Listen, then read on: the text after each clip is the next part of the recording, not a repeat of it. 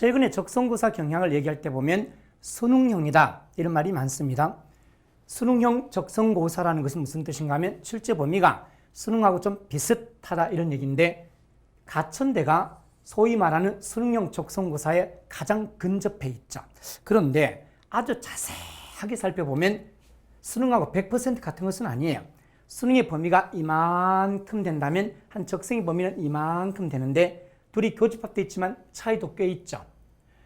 적성고사는 언어 수리 두 가지는 꼭 나오고 영어가 나올 대학도 있고 안 나올 대학도 있는데 가천대 물론 나와요.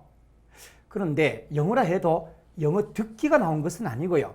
사회탐구나 과학탐구는 아예 나오지도 않고요. 또 수학에서 자연계 수학인 수학2나 기하 벡터 이런 것들은 대부분의 대학에 출제가 안 돼요. 그렇다면 범위에 있어서 우선 수능에 이 많은 범위가 다 들어가는 건 아니라는 거예요. 그러니까 수능 범위 중에 일부가 적성 범위라는 걸 알 수 있죠.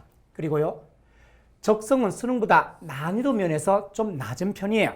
너무 어려운 문제, 이런 문제는 적성에 안 나오는데요. 어떤 사람들이 자기가 적성 준비한다 그러면서 수능 EBS 강을 들으면 되느냐 이러더라고요. 수능 EBS 강 들어보면 거기서 난이도 높은 4점짜리 문제가 나오면 선생님이 자세하게 설명하죠. 그리고 유사 문제 한 개 더 풀어줘요. 근데 2점짜리가 나오면 선생님 뭐라고 하시는가 하면 너희들 이거 다 알지롱 통과 이래버리죠.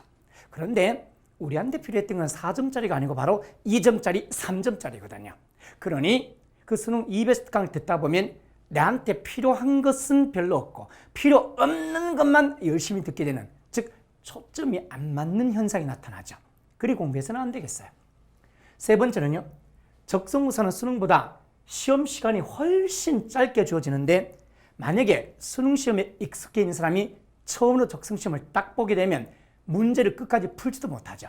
시간을 비교해보면요, 수능에서는 한 문제가 보통 100초나 200초가 주어지는데 국어의 경우에 한 문제 평균 100초, 수학은 한 200초 주거든요. 근데 적성은 한 문제 평균 40에서 80초밖에 안 주죠. 반도 안 줘요. 그러니까 시간 훈련이 안 된 사람은 적성에서 뒤까지 보지도 못하는 이런 현상이 나타난다는 거예요.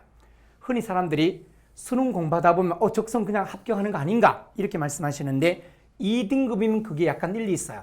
2등급 학생이라면 수능 공부하다 보면 가천대 같은 적성에 합격할지 모르죠. 그런데 3등급이나 4등급, 5등급, 6등급이라면 이런 학생들이 수능 공부하다 보면 저절로 2등급을 이겨서 합격한다.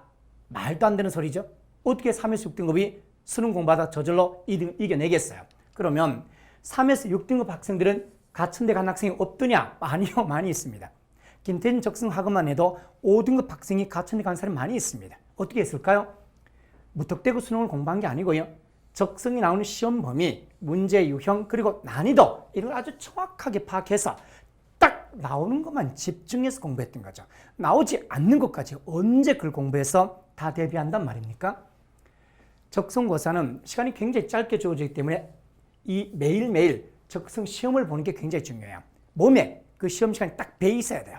이래야 고득점이 가능하죠.